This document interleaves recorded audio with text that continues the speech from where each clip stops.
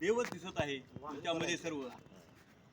विशेष म्हणजे इथं उपस्थित असलेले, मला प्रकाशित केलेले प्रकाशरावजी घाटगिरे हे सर्वसामान्य व्यक्ती दिसत नाहीत मला.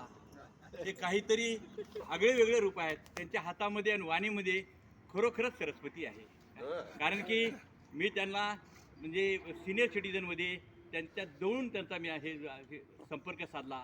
त्यावेळेस मला कळालं की हा माणूस सर्वसाधारण नाही, हा काहीतरी विशेष आहे. अशा पद्धतीनं अत्यंत म्हणजे वैभवशाली ह्याच्यामध्ये मला प्रवेश त्याने दिले. त्यांच्या प्रकाशामध्ये मला प्रकाशित केले. माझा शंखध्वनी सर्वांनी ऐकला आणि सर्वजण शंखध्वनीमध्ये मंत्रमुग्ध झाला. तर मला मी गेल्या वर्षी तुम्हाला सांगितलेलं आहे, मी आज आत्मा बोलतोय. मी आज आत्मा बोलतोय, हा देह नाही. या देहामध्ये प्रवेश करून मला 73 वर्ष पूर्ण होऊन असा मानव देह मला मिळालेला आहे. त्याचा पुरेपूर सदुपयोग करून घेणं हे माझं आद्य कर्तव्य आहे. पुन्हा पुन्हा हा जन्म मिळणार नाही, पुन्हा पुन्हा हा ध्येय मिळणार नाही. जन्म मिळतील, वेगवेगळे ध्येय मिळतील, परंतु हा अत्यंत दुर्मिळ असा मानव देहाचा पुरेपूर वापर करायचा. मी गेल्या वेळेस तुम्हाला बोललेलो आहे की मला मरण नाही म्हणून जगतोय असातला भाग नाही. मला जगाचं आहे. माझं काही विशेष आहे, माझा गोल आहे, माझी काही इच्छा आहे, ते इच्छा पूर्ण करण्यासाठी मला जगाचं आहे. मला मरण नाही म्हणून जगाचं नाही असं नाही. तर त्यावेळेस मी बोललेलं आहे तुम्हाला, मंदिर उभविणे हेच आमचे ध्येय, असो आम्ही सुखाने पत्थर पायातील. भगवंता या पामराकडून मंदिर बांधून घेत आहे.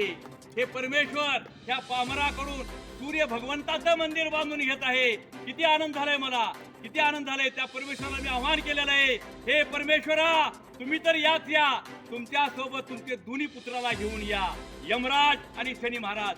त्यासाठी मी औषामध्ये मंदिराची उभारणी करत आहे, करून घेत आहे. त्यानं मी करता करविता नाही. कसं होत आहे, कितीचं होत आहे, पैसे कुठले आहेत, वेळ कसा आहे, तुम्हाला सर्व विचारतात.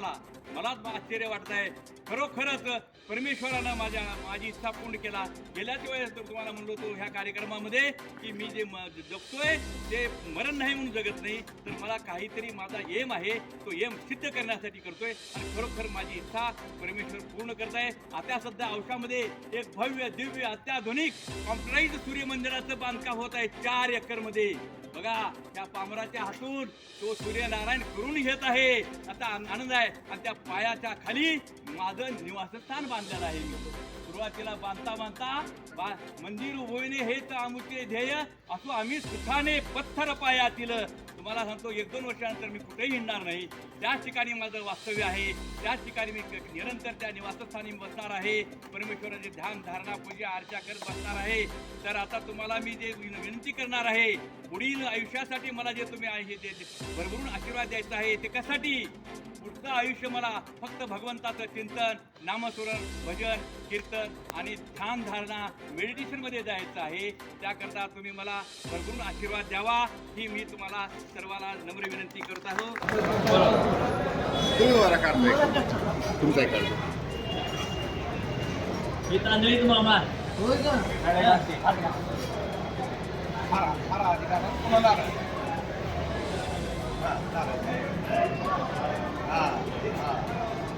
आता तिकडे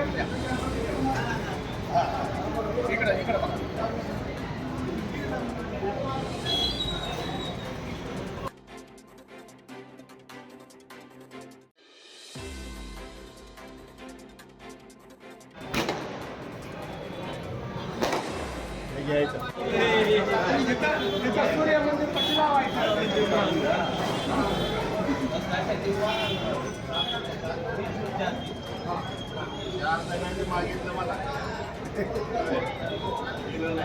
काढले चांगले या